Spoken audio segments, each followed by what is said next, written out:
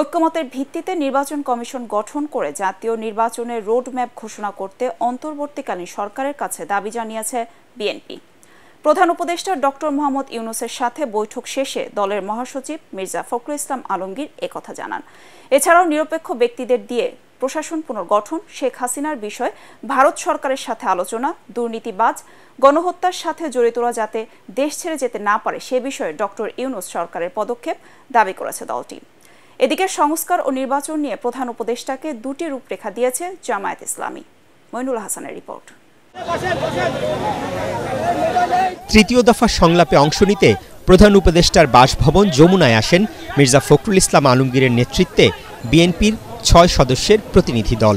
আধ ঘণ্টা নির্ধারিত সময় বরাদ্দ থাকলেও ডক্টর ইউনূস বিএনপি নেতাদের বৈঠক চলে ১ ঘণ্টা ব্যাপী। যমুনা থেকে বেরিয়ে বিএনপি মহাসচিব জানান, জাতীয় নির্বাচন নিয়ে অন্তর্বর্তীকালীন সরকারের অবস্থান স্পষ্ট করার পরামর্শ দিয়েছেন তারা। প্রধান রাজনৈতিক দলসমূহ ঐক্যমতের ভিত্তিতে অনতিবিলম্বে নির্বাচন কমিশন গঠন করতে হবে। কবে নির্বাচন হবে সে আমরা একটা রোডম্যাপ দিতে বলেছি। 14, 18, 24 সালে যে সকল নির্বাচন কমিশন ছিল তার প্রধান নির্বাচন কমিশনার এবং কমিশনার সহ তাদেরকে ভুয়া নির্বাচন, ব্যর্থ নির্বাচন, পক্ষপাত দুষ্ট নির্বাচন করার অভিযোগে তাদেরকে আইনের আওতায় আনার কথা বলেছে। মির্জা ফখরুল জানান, বিতর্কিত ব্যক্তিদের সরিয়ে প্রশাসন, পুলিশ বাহিনী পুনর্গঠন, হাইকোর্টের ৩০ বিচারপতির বিরুদ্ধে ব্যবস্থা গ্রহণ, বিএনপি নেতাকর্মীদের বিরুদ্ধে আওয়ামী লীগ আমলে হওয়া মামলা প্রত্যাহারের দাবিও তুলে ধরা হয়েছে।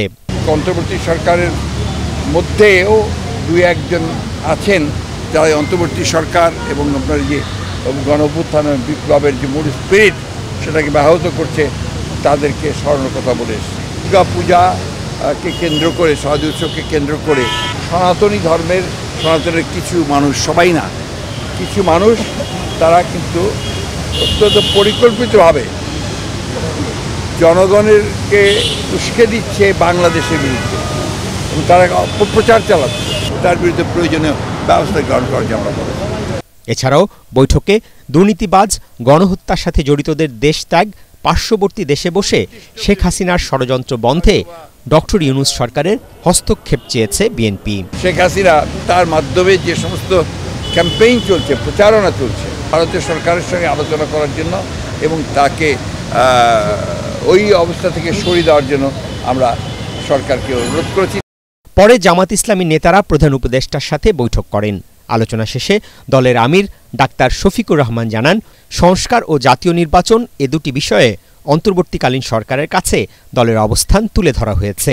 সংস্কারের জন্য সরকারকে আমরা যৌক্তিক সময় দিতে চাই।